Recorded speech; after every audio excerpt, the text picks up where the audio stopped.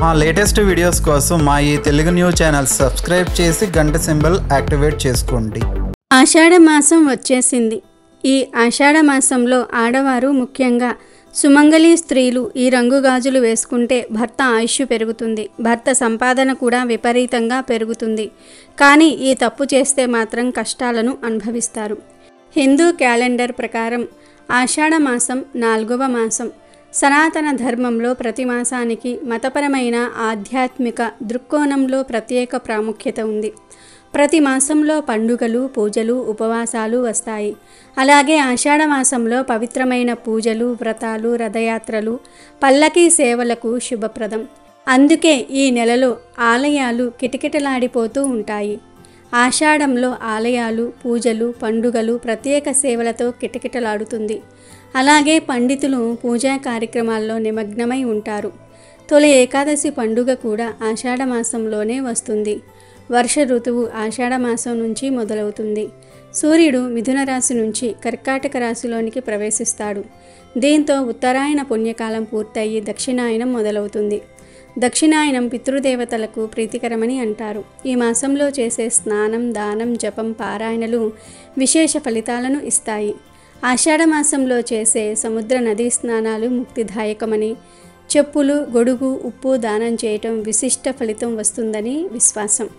ఆషాఢ మాసం విశిష్టత ఏమిటంటే ఈ మాసంలోనే త్రిమూర్తి స్వరూపుడైన గురువును ఆరాధించే పర్వదినం గురు పూర్ణిమ. దీనినే వ్యాస పూర్ణిమ అని కూడా అంటారు.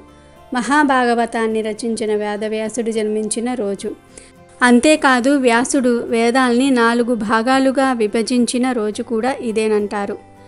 ఆషాఢ శుద్ధ విద్య రోజున పూరీ జగన్నాథుడు, బలభద్ర, సుభద్ర రథయాత్ర కన్నుల పండుగగా జరుగుతుంది. ఆషాఢ సప్తమిని భానుసప్తమి అంటారు. ఉదయం నుంచి దక్షిణ దిశకు పయనిస్తున్న సూర్యుడు 3 నెలల తర్వాత మధ్యకు చేరుకుంటాడు. ఆ రోజున పగలు, రాత్రి, నిమిషం, ఘడియల తేడా లేకుండా సరి సమానంగా ఉంటాయి. ఆషాఢ శుద్ధ ఏకాదశి రోజున విష్ణువు పాలకడిలిపై యోగనిద్రలోనికి వెళ్లే సందర్భాన్ని తొలి ఏకాదశిగా పరిగణిస్తారు. ఈ నెలలోని ఏకాదశిని తొలి ఏకాదశి అని, శయన ఏకాదశి అని అంటారు. ఈ రోజు నుంచి చాతుర్మాస్య వ్రత దీక్ష మొదలవుతుంది. ఆషాఢ మాసంలోనే తెలంగాణలో బోనాల ఉత్సవాలను భక్తి శ్రద్ధలతో జరుపుకుంటారు. మహంకాళి అమ్మవారికి భోజనాన్ని బోనంగా నివేదన చేస్తారు. ఆషాఢ మాసాన్ని శూన్యమాసం అని అంటారు. ఆడవారు ఒక్కసారైనా ఈ మాసంలో గోరింతాకు పెట్టుకోవాలని పండితులు చెప్తూ ఉంటారు. ఎన్నో విశిష్టతలు ఉన్న ఆషాఢ మాసంలో ఆడవారు చేతికి ఏ రంగు గాజులు వేసుకోవాలో, ఏ తప్పులు చేయకుండా ఉండాలో ఈ వీడియోలో వివరంగా తెలుసుకుందాము. అంతకన్నా ముందు మా వీడియో నచ్చితే లైక్ చేసి షేర్ చేయండి. అలాగే మా ఛానల్ని కూడా సబ్స్క్రైబ్ చేసుకుని మాకు సపోర్ట్ చేయండి. ఇక వీడియోలోకి వస్తే మన దేశంలో ప్రతి ఒక్క మహిళకు ఇష్టమైన ఆభరణాల్లో గాజులు ఒకటి. అయితే కాలం మారుతున్న కొద్దీ దుస్తులు, ఆభరణాలు ధరించే పద్ధతిలో ఎన్నో మార్పులు వచ్చాయి. అందులో భాగంగా గాజులు వేసుకోవటం బాగా తగ్గిపోయింది. ఇప్పుడు ఏ 10 మందిని గమనించినా అందులో దాదాపు సగం మంది గాజులు వేసుకున్న వారు కనిపించినా ఆశ్చర్యంగానే అనిపిస్తుంది. అయితే సాధారణ సమయంలో గాజులను వేసుకున్నా వేసుకోకపోయినా పండుగల సమయంలో, పెళ్లిళ్ళ సమయంలో, ఇతర శుభకార్యాల సమయంలో సాంప్రదాయబద్ధంగా సిద్ధమైనప్పుడు మాత్రం గాజులు వేసుకోవడానికి చాలామంది ఆసక్తి చూపుతూ ఉన్నారు.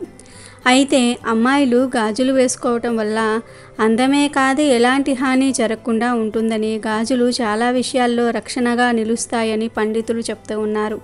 హిందూ సాంప్రదాయం ప్రకారం అప్పుడే పుట్టిన పిల్లలకు నల్లగాజులు వేయటం వల్ల దోషాలు, దిష్టి తగలకుండా రక్షణగా ఉంటాయని, పిల్లలకు గాజుల శబ్దం ఆనందాన్ని ఇస్తాయి. అంతేకాదు ముత్తైదువుల ఐదోతనానికి గుర్తు గాజులను భావిస్తారు. ఈ సందర్భంగా మహిళలకు గాజులు రక్షగా ఉంటాయి. లక్ష్మీదేవికి ఇష్టమైన ఆభరణాలలో గాజులు కూడా ఒకటి. అయితే మనలో చాలామంది భర్త సంపాదన పెరగటం లేదని, భర్త చేతి నిండా పని ఉండటం లేదని, భర్త తరచుగా అనారోగ్య బారిన పడుతున్నాడు అని బాధపడిపోతూ ఉంటారు. అలాంటి వారు భర్త క్షేమం కోసం ఆషాఢ మాసంలో ఈ రంగు గాజులను ధరిస్తే లక్ష్మీదేవి ప్రసన్నం చెంది మీ భర్త సంపాదనను విపరీతంగా పెంచుతుంది. కొంతమంది చేతికి బంగారపు గాజులను వేసుకుంటారు. అలాంటి వారు కూడా ఈ ఆషాఢ మాసంలో ఈ రంగు గాజులను ధరించాలి. మట్టి గాజులకు ఉన్న విశిష్టత అంతా ఇంత కాదు. ఆషాఢ మాసంలో ఆడవారు ఈ రంగు మట్టి గాజులను ధరించాలి అని చెప్పారు. ఆ మట్టి గాజులు ఏమిటి అంటే పింకు, గ్రీను, ఎల్లో రంగు గాజులను ధరించాలి. పింకు, గ్రీను, ఎల్లో ఈ 3 రంగులలో ఏదో ఒక రంగు గాజులను ఈ ఆషాఢమాసంలో కొన్ని చేతికి ధరించండి. ఈ రంగు గాజులను ధరించి లక్ష్మీదేవిని నిష్ఠగా పూజిస్తే మీ భర్త నిండు నూరేళ్లు జీవిస్తాడు. మీ భర్త సంపాదన పెరిగిపోతుంది. ఈ 3 రంగు గాజులు పాజిటివ్ ఎనర్జీని ఆకర్షిస్తాయి. ఈ రంగు గాజులను ధరించటం వల్ల మీ జీవితం ఆనందమయమవుతుంది. అయితే ఈ ఆషాఢమాసంలో ఆడవారు చేతికి బూడిద, నీలం రంగు గాజులను అస్సలు ధరించకూడదు. అలాగే మెటల్ గాజులను కూడా ధరించకూడదు. చేతికి చిట్లిన గాజులు కూడా, పాత పడిపోయిన గాజులు కూడా ఉంచుకోకూడదు. ఆడవారు చేతికి నిండు రంగులో ఉండే మట్టి గాజులను ధరించాలి. వీటి నుండి వచ్చే సౌండ్ వల్ల నెగిటివ్ ఎనర్జీ మీ దగ్గరకు రాదని పండితులు చెప్తూ ఉన్నారు. మీకు తెలుసా, గాజులు వేసుకున్న ఆడవారిలో అలసట చాలా తక్కువగా వస్తుందట. అంతేకాదు వీటి వల్ల శరీరంలో శక్తి పెరుగుతుంది. తద్వారా ఒత్తిడిని, అలసటను, నొప్పులను భరించే శక్తి అందుతుంది. ముఖ్యంగా గర్భిణీలు చేతి నిండా గాజులు వేసుకోవటం చాలా మంచిది. ఎందుకంటే గర్భిణీలకు 5 నెలలు నిండిన తర్వాత బిడ్డ బరువు పెరగటం మొదలవుతుంది. ఆ సమయంలో గర్భిణీలు అలసటకు గురి అవుతారు. ఆ అలసటను తగ్గించుకోవటంలో గాజులు ఎంతో సహాయపడతాయని కొందరు నమ్ముతున్నారు. కాగా గర్భం దాల్చినప్పటి నుంచి ప్రసవం అయ్యే వరకు గాజులను వేసుకోవటం వల్ల డెలివరీ టైం వచ్చే నొప్పులను సైతం తట్టుకోగలరని నిపుణులు వెల్లడిస్తూ ఉన్నారు. మట్టి గాజులను వేసుకోవటం వల్ల శరీరంలో వేడి తొలగిపోతుంది. మట్టి గాజులకు వేడిని తగ్గించే గుణం ఉంటుంది. అందుకే వీటిని తప్పనిసరిగా వేసుకోవాలని పెద్దలు చెప్తూ ఉంటారు. మహిళల్లో వచ్చే హార్మోన్ల సమస్యలను కూడా ఈ గాజులు నివారించగలవు. గాజులు అందానికే కాదు, ఆరోగ్యానికి కూడా ఎంతో మేలు చేస్తాయి. అందుకే వీటిని చిన్నతనంగా, నామోషిగా ఫీల్ అవ్వకుండా వేసుకోండి. మరి తెలుసుకున్నారు కదా, ఆషాఢ మాసంలో ఆడవారు ఏ రంగు గాజులను వేసుకోవాలో, ఏ రంగు గాజులను వేసుకోకూడదో, అలాగే ఆషాఢ మాసంలో ఎలాంటి తప్పులు చేయకూడదో కూడా చెప్పటం జరిగింది. మరి ఆడవారు అందరూ కూడా ఈ ఆషాఢ మాసంలో ఈ రంగు గాజులను, అంటే ఇప్పుడు వీడియోలో చెప్పిన రంగు గాజులను ధరించి లక్ష్మీదేవి కటాక్షాన్ని పొంది అష్టైశ్వర్యాలతో ఆనందంగా జీవించండి. అయితే ఈ ఆషాఢ మాసంలో ప్రతి ఒక్కరూ మర్చిపోకుండా ఈ ఆకును తింటే చాలు, నెలంతా మీ ఇంట ఐశ్వర్య వర్షం కురుస్తుంది, మంచి ఆరోగ్యం లభిస్తుంది. లక్ష్మీదేవి అనుగ్రహంతో ఎలాంటి కష్టాలు రాకుండా ఉంటాయి. ధనం వృధాగా ఖర్చవ్వకుండా ఉంటుంది. ధనలాభం కలుగుతుంది. ఆర్థిక సమస్యలు రాకుండా ఉంటాయి. మీకు చాలా మంచి జరుగుతుంది. ఈ ఆకును తినటం వలన నెలంతా మీకు ఎటువంటి ఆరోగ్య సమస్యలు రాకుండా ఉంటాయి. అన్నీ శుభాలే జరుగుతాయి. మరి ఆ ఆకు ఏమిటో ఇప్పుడు మనం ఈ వీడియోలో వివరంగా తెలుసుకుందాం. ఆషాఢ మాసంలో వర్షాలు ఎక్కువ. స్త్రీలు ఎక్కువగా నీటిలో తడిసి ఉంటారు. నీటితో పనులు చేస్తారు. కావున గోరింతాకు పెట్టుకోవటం తప్పనిసరి అని పెద్దలు చెప్పారు. ఇలా గోరింతాకు పెట్టుకోవటం వలన కాళ్ళు చేతులు పగలకుండా ఉంటాయి. శరీరంలో అనారోగ్యం వ్యాపింపచేసే క్రిములను అడ్డుకోవడానికి తోడ్పడుతుంది గోరింతాకు. ఏవైనా మానని గాయాలకు కూడా గోరింతాకును రుబ్బి అది ముద్దగా పెడతారు. ప్రస్తుత కాలంలో వచ్చే కోన్లు, నెయిల్ పాలిష్లు గోరింతాకుతో సమానం కాదు. ఆషాఢంలో గోరింత పెట్టుకోమన్నారు కదా అని చాలామంది ఎక్కడ పడితే అక్కడ దొరికే కోన్ల మీద ఆధారపడిపోతూ ఉంటారు. గోరింట మన శరీరానికి తాకినప్పుడు అందులో ఉండే లాసోన్ అనే సహజమైన రసాయనం వల్ల ఎరుపు రంగు ఏర్పడుతుంది. కానీ చాలా రకాల కోన్లలో కృత్రిమంగా ఎరుపు రంగును కలిగించే రసాయనాలు కలుపుతూ ఉంటారు. వీటి వల్ల ఆరోగ్యం మాట అట్టుంచితే ఎలర్జీలు ఏర్పడే ప్రమాదం కూడా ఉంది. కాబట్టి ఆషాఢంలో పుష్కలంగా లభించే గోరింతాకును వాడుకునేందుకే ప్రాధాన్యతను ఇవ్వాలి. వర్షాకాలంతో పాటుగా ఆషాఢ మాసం ప్రవేశిస్తుంది. ఆ ఆషాఢ మాసం తనతో కొన్ని ఆచారాలను తీసుకువస్తుంది. అవన్నీ ఉత్త చాదస్తాలంటూ కొంతమంది కొట్టివేయవచ్చు. ఎప్పుడో పాతకాలం నాటి పద్ధతులంటూ మరికొందరు విసుక్కోవచ్చు. కానీ ఆషాఢంలో పాటించాలంటూ పెద్దలు చెప్పే ప్రతి ఆచారం వెనుక ఓ కారణం కనిపిస్తుంది. ఆషాఢంలో వచ్చే గాలి, నీటి మార్పులతో కఫ సంబంధమైన అనారోగ్యాలు వచ్చే అవకాశం ఉందన్న విషయం తెలిసింది. ఇక ఒక్కసారిగా పడిపోయిన ఉష్ణోగ్రతలతో జీర్ణశక్తి కూడా మందగిస్తుంది. కాబట్టి ఈ నెలలో పేలాల పిండి తినాలి. పేలాలు కఫాన్ని తగ్గిస్తాయి, జీర్ణశక్తిని మెరుగుపరుస్తాయి. వాటిని పిండి చేసేటప్పుడు జోడించే బెల్లము, యాలుకలు శరీరంలో వేడిని పెంచుతాయి. అందుకే ఆషాఢంలో వచ్చే తొలి ఏకాదశి రోజున తప్పకుండా పేలాల పిండి తినాలని చెప్తూ ఉంటారు. ఆషాఢ మాసంలో తప్పక తినవలసిన ఆకు మునగాకు. మునగాకు ఒంటికి మంచిదని ఆయుర్వేదం తేల్చింది. లేత మునగాకు తింటే కంటి సమస్యలన్నీ కూడా తీరిపోతాయని ప్రకృతి వైద్యులు సూచిస్తూ ఉంటారు. కానీ మునగాకు కొంచెం చిరుచేదుగా ఉంటుంది, పైగా విపరీతమైన వేడి చేస్తుంది. అలాంటి మునగాకును తినేందుకు ఇదే అనుకూలమైన కాలం. లేత మునగాకు దొరకాలన్నా, ఒంట్లో వేడి పెరిగినా పర్వాలేదనుకున్నా వర్షాకాలమే దానికి అనువైన సమయం. ఇక మునగాకు తింటే బయట ఉష్ణోగ్రతలకు అనువుగా ఒంట్లోని వేడిని కూడా పెంచినట్లవుతుంది. అందులోని పోషకాలను నిర్భయంగా అందుకునే అవకాశము దక్కుతుంది.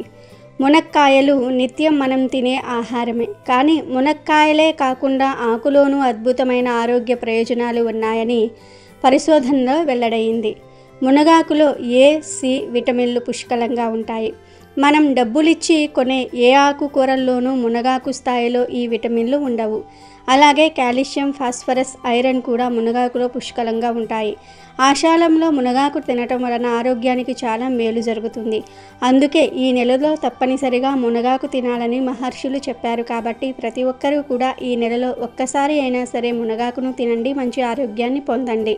మునగాకును ఫ్రైలాగా చేసుకొని తినవచ్చు, లేదా పప్పుల్లో వేసుకొని తినవచ్చు, లేదా స్నాక్స్ లాగా అయినా సరే చేసుకుని తినవచ్చు. ఏ రూపంలో అయినా సరే మునగాకును తినవచ్చు. ఆషాఢంలో కనీసం ఒక్కసారైనా మునగాకును తినాలని శాస్త్రాలు చెప్తూ ఉన్నాయి.